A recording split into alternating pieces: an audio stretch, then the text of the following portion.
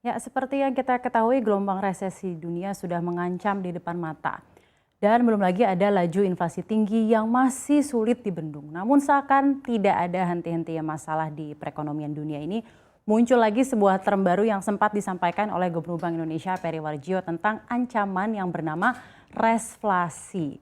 Lantas apa sebenarnya resflasi itu? Dampak apa saja yang akan ditimbulkannya dan apakah keadaan perekonomian Indonesia ke depannya akan digentayangi oleh hantu yang bernama resflasi? Saya akan paparkan lebih lanjut di Awas Ada Hantu Baru namanya resflasi.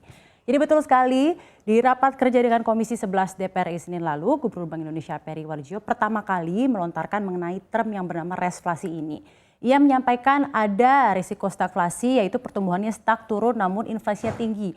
Bahkan ada juga istilah yang bernama resflasi, di mana ada risiko resesi dan tingginya inflasi. Namun jika kita telaah lagi ke definisi dari masing-masing term, resesi sendiri adalah keadaan di mana pertumbuhan ekonomi real atau PDB suatu negara bernilai negatif selama 2 kuartal berturut-turut dalam 1 tahun.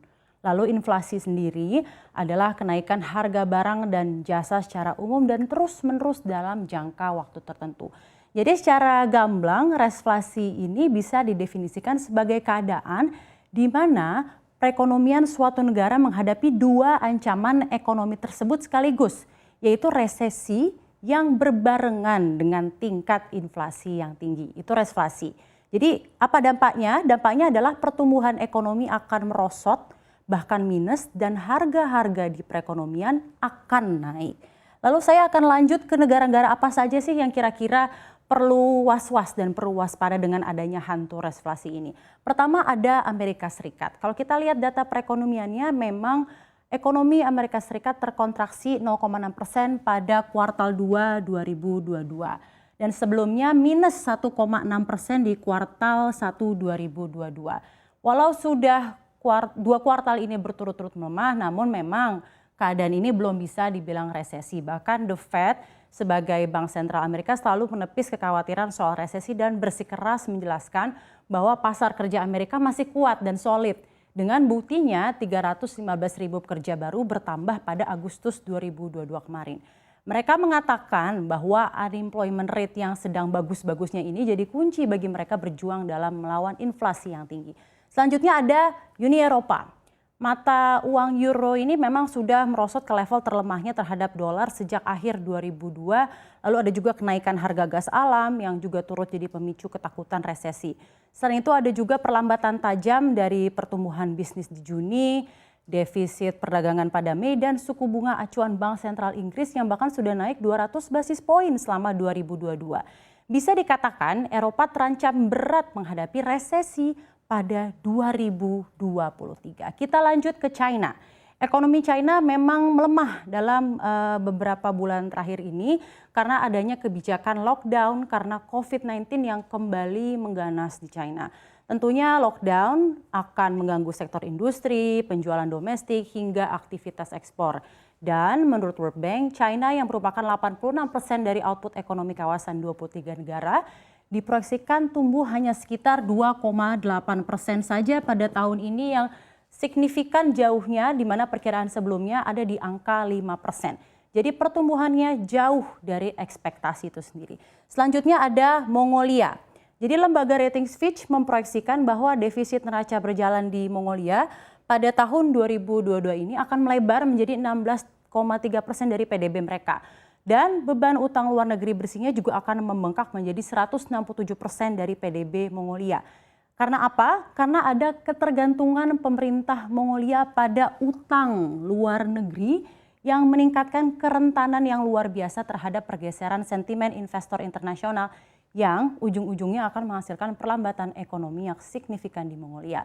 Selanjutnya ada Korea Selatan. Ini lebih kepada pasar saham.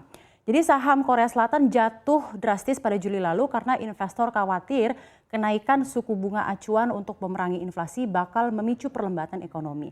Ya, seperti pasar saham Taiwan, bursa saham di Korea Selatan memang sangat sensitif dan sangat reaktif terhadap momentum siklus ekonomi dan ketakutan resesi. Lalu bagaimana Indonesia?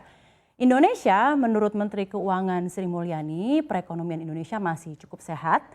secara fundamental dan juga cukup aman dari ancaman resesi, walau masih ada risiko perlambatan ekonomi yang dialami Indonesia, yakni sebesar 3%. Saya akan bawa Anda mengenai topik apakah sebenarnya Indonesia sendiri harus waspada gitu ya. Apakah akan digentayangi oleh hantu resflasi walaupun kita cukup solid secara perekonomian. Nah, menurut ekonom senior Indef Afiliani, Indonesia saat ini cukup aman dari resiko resflasi sesuai dengan perkataan Menteri Keuangan Sri Mulyani. Alasannya Indonesia memiliki fundamental ekonomi yang baik dan terjaga dari risiko resesi. Nah, menurut Afiliani, struktur perekonomian Indonesia itu sangat bergantung kepada konsumsi domestik yang membuat negara kita cenderung tahan terhadap guncangan global dan eksternal.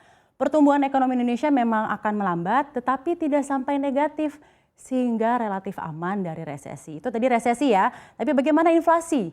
Karena begitu Indonesia tetap menghadapi risiko inflasi yang tinggi akibat faktor eksternal yang terjadi di perekonomian global.